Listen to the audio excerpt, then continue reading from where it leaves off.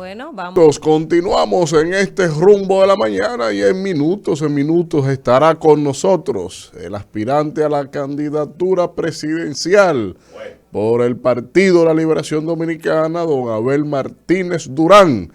Así que no se pierda ese plato fuerte. Vamos a ver cuáles son sus planes, sus planteamientos y las proyecciones que hace a propósito de la consulta el próximo mes de octubre que se celebrará en esa organización partidaria. Y continuando con los comentarios, vamos con el catedrático don Manuel Cruz. Él es catedrático popular y coloquial a la vez. O sea, es una congregación ahí de unos ingredientes antagónicos entre sí, pero él lo cataliza a todos. Don Manuel Cruz. Jóvenes, miren, gracias a ustedes, yo quisiera en el día de hoy compartir con ustedes una analogía que en el pasado la había hecho con un partido político, ¿verdad? Y hoy quiero hacerla con las presentes autoridades. Miren, había un señor llamado Luis que tenía una finca inmensa, muchísimas tareas de tierra. Pero esa tierra estaba prácticamente baldía y él tenía la intención de poner esa tierra a producir alimentos. Pero todo el que pasaba por ahí lo que hacía era que se burlaba de ese señor y decía que esas tierras no tenían ninguna posibilidad de producir alimento. A lo menos, la única posibilidad que tenían era de producir tayotas, más nada. Eso era lo que decía la gente. Sin embargo, apareció un señor y le dijo, mira, tú lo que necesitas es aliarte con algunos empresarios para que esos empresarios pongan recursos y nosotros traer entonces semillas importadas que con mecanismos, procedimientos técnicos especializados, esa tierra va a producir.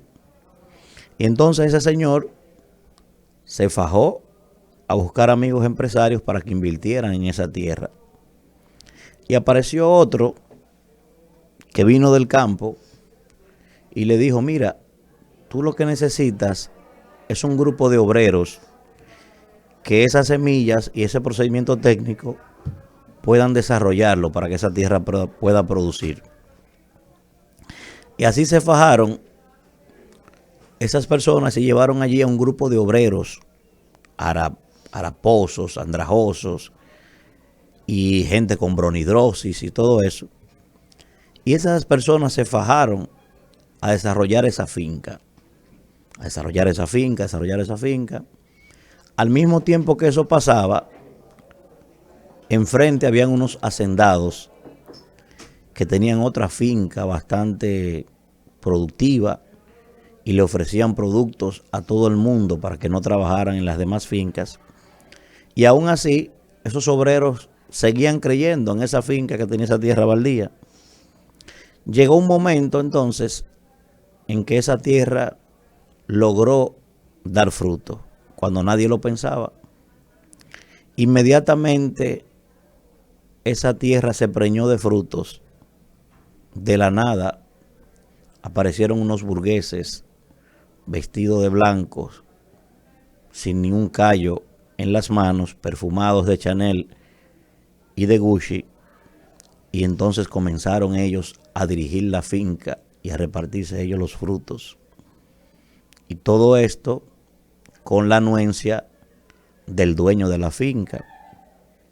Comenzó el maltrato a los obreros e inmediatamente también el discurso de que en esa finca se había comenzado un proceso de tecnificación especializada en el que ya esos obreros no tenían las competencias para seguir trabajando allí en aquella finca. Y mientras eso pasaba, los obreros, cada uno prácticamente habían sido marginados, porque para esos burgueses, esos obreros eran simples lumpenes, así lo veían. Y trazaron una raya de pizarro entre esos burgueses que ahora dirigían esa finca y esos obreros. Y cada vez que un obrero de esos cometía un error, se hacían fiestas para celebrar el castigo que sobrevenía sobre esos obreros. ¿Y qué pasa entonces? Resulta que el señor que llegó, que buscó a los empresarios para invertir en esa finca, en un momento determinado cometió un error que no le gustó al dueño de la finca, y él, conjuntamente con sus nuevos amigos, se olvidaron de que ese caballero había buscado a otros para desarrollar esa finca y lo sacaron de la finca. Asimismo pasó, comenzaron los burgueses nuevos enganchados a hablar mal del hombre que había buscado a los obreros, del capataz, y también salieron del capataz y olvidaron que fue el capataz el que buscó a todos los obreros y lograron desarrollar esa finca.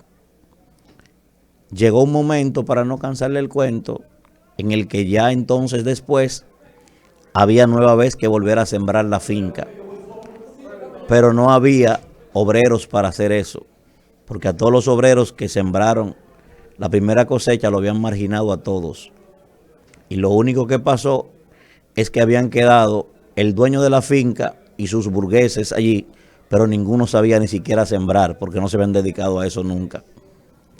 Cuando llegue ese momento de sembrar nueva vez la finca, lo único que va a pasar será lo siguiente: que todos los obreros se van a poner al unísono y se van a parar en la entrada de la finca y le van a decir al dueño de esa finca, al señor Luis: no olvide, maestro, que la palabra urna se utiliza para las elecciones y también se usa en las funerarias para guardar la ceniza de los muertos.